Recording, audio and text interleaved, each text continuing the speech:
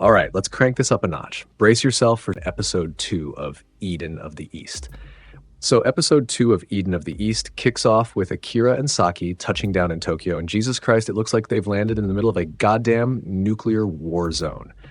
The city below is a smoking, crater-filled disaster area that looks like someone dropped a dozen nukes and then decided to set off fireworks. Akira's staring out the window like, what fresh hell did I sign up for? The skyline is so wrecked it makes a bombed-out Beirut look like a vacation spot. When they finally land, Saki's life goes from shitty to catastrophic. Her job interview, completely fucking canceled. The airport is a goddamn madhouse, packed tighter than a can of sardines at a canning factory. It's like every single person in Tokyo decided to show up at once, and it's total fucking chaos. People are running around like their heads are on fire trying to salvage what's left of their lives and their luggage. It's a scene so insane that even a zombie apocalypse would look orderly by comparison. And then we get introduced to Juiz, the AI who's like the over-caffeinated, no bullshit concierge of the apocalypse. Juiz contacts Akira and promises to get him and Saki out of the airport faster than you can say bribe.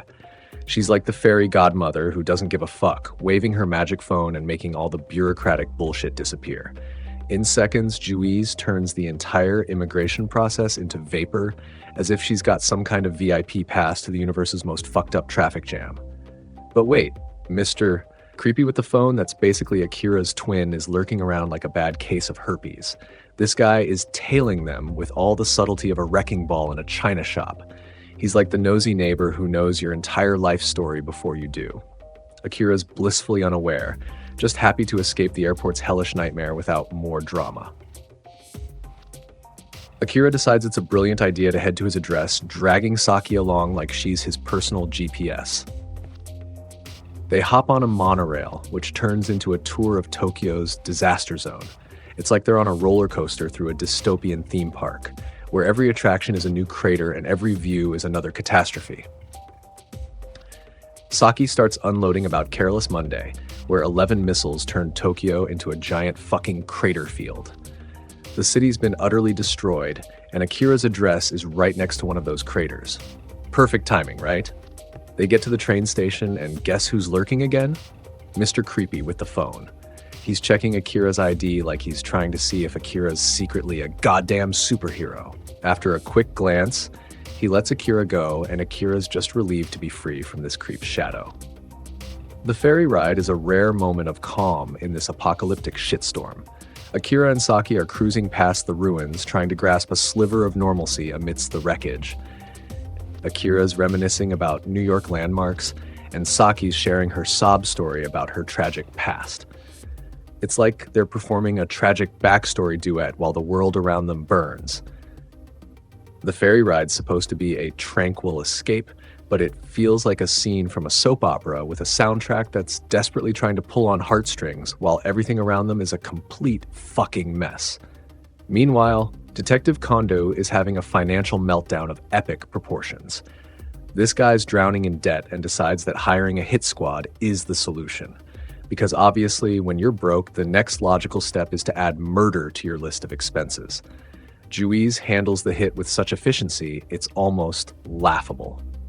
The speed at which she executes this hit is like she's in a race to ruin someone's day faster than you can blink. As Kondo's bank account crashes and burns, it's clear he's spiraling into a pit of financial and moral ruin. His balance is so low it's a goddamn joke, leaving him with just enough to buy a cup of instant noodles. His world is collapsing, and he's left with a debt so crushing it makes his previous problems look like a Sunday stroll in the park.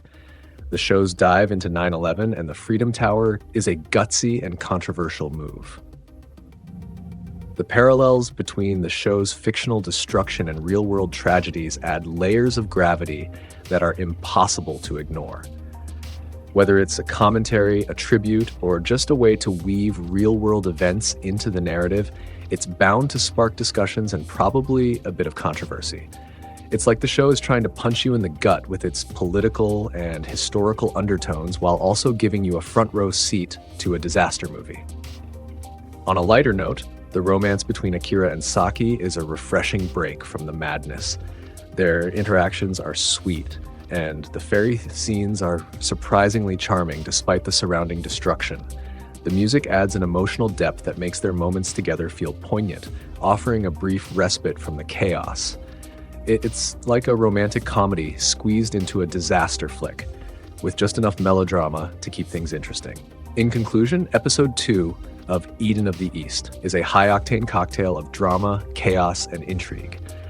This series is proving to be a wild ride with twists and turns that keep you hooked. So strap in and hang on tight, because this roller coaster is only getting crazier.